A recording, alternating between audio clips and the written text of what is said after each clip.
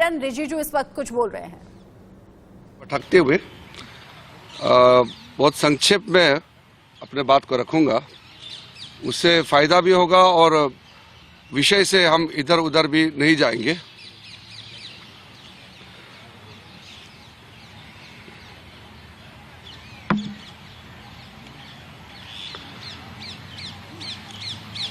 सबसे पहले तो पार्लियामेंट में जो चल रहा है उसको लेकर के सबको चिंता होगा, देश को भी और आप सब मीडिया वालों को भी। जब देश का हित का बात होता है तो कोई चुपचाप नहीं बैठ सकता है। मैं आप लोगों को कहना चाहता हूं कि आप सब भी मीडिया वाले हैं, लेकिन है तो हम लोग सब भारतीय हैं। We all are Indians. We may be working in different profession, but we all are citizens of India. Anything related to the nation will be a matter of concern for everyone. श्रीमान राहुल गांधी या कांग्रेस के नेता अपने हिसाब से जो भी काम करते हैं, जो बोलते हैं, वो उनका मर्जी है, लेकिन देश को गाली देने का, देश को बदनाम करने का किसी को अधिकार नहीं है। ये किसी का मर्जी नहीं हो सकता है। राहुल गांधी जो भी बोलता है, अपने पार्टी कांग्रेस पार्टी को नुकसान होता है तो हमें कोई आपत्ति नहीं है। कांग्रेस पार्टी किस परिस्थिति में है ये उनका अंदरूनी मामला है, और राहुल गांधी के वजह से अगर कांग्रेस डूबता है तो हम उसमें कोई रुचि नहीं रखता है। अगर कांग्रेस पार्टी को राहुल गांधी ने डुबा दिया, बर्बाद कर दिया, तो हमारे लिए ये कोई रुचि का विषय नहीं है। लेकिन अगर वो देश को डुबाने का काम करेगा, देश को नुकसान कराने का काम करेगा, तो इस देश का नागरिक होने के नाते हम चुपचाप नहीं बैठ सकते हैं। और हम लोकतंत्र के मंदिर में देश के लिए काम करते हैं।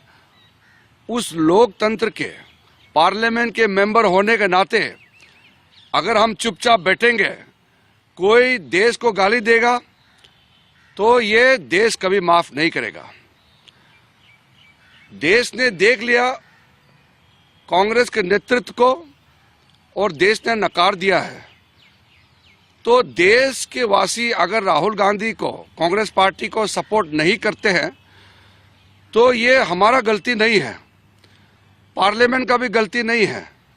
लेकिन क्योंकि देश के लोगों ने कांग्रेस को नकार दिया है, राहुल गांधी को नकार दिया है, तो इसका मतलब ये नहीं होना चाहिए कि देश को ही बदनाम करे, हमारे लोकतंत्र व्यवस्था को गाली दे, हमारे पार्लियामेंट संसद को नीचा दिखाने के लिए विदेश में जाकर के अनाप शनाप बातें करे।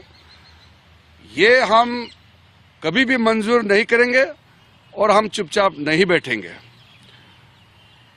मैं बहुत डिटेल से राहुल गांधी ने जो बात लंदन में जाके कही है वो आप सबको मालूम है, इसलिए मैं बहुत नहीं दोहराऊंगा।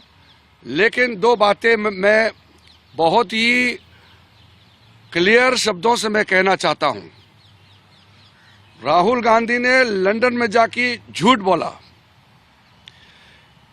इस बजट सेशन के पहली पार्ट में आप सबने देखा है, देश वालों ने देखा है, राहुल गांधी ने भाषण दिया।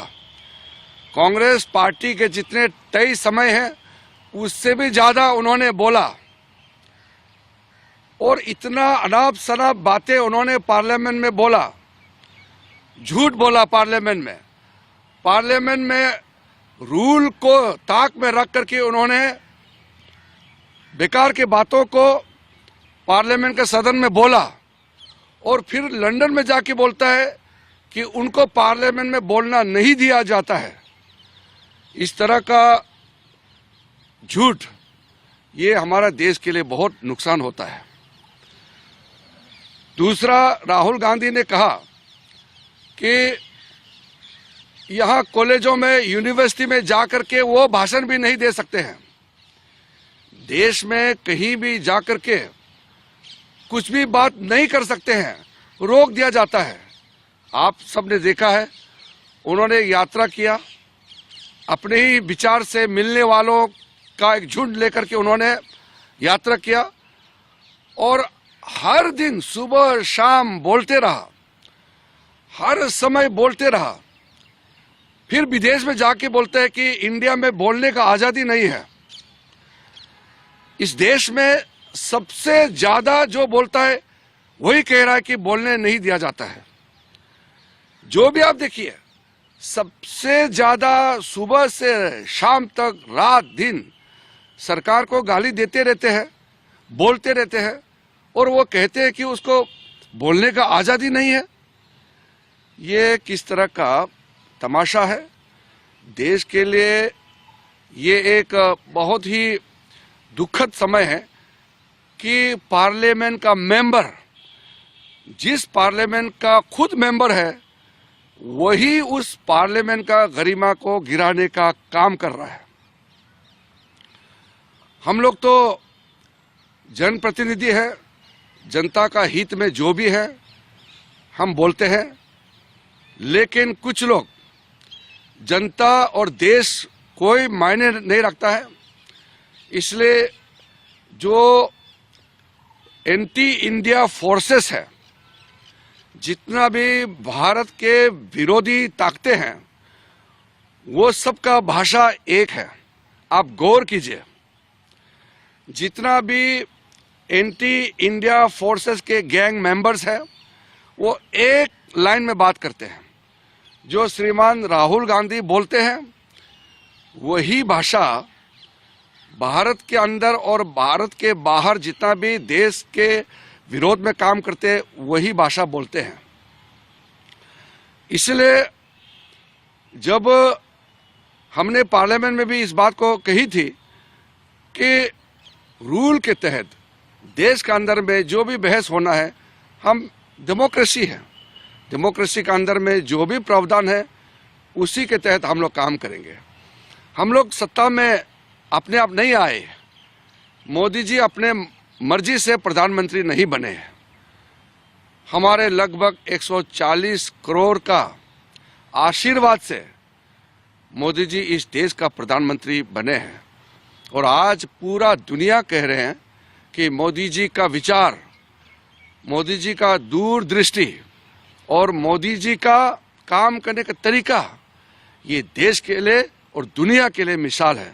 ये सब मानते हैं, ये हम नहीं कह रहे हैं, लेकिन उस प्रधानमंत्री को भी अनाप शनाप बात करके बदनाम करने का कोशिश करते हैं।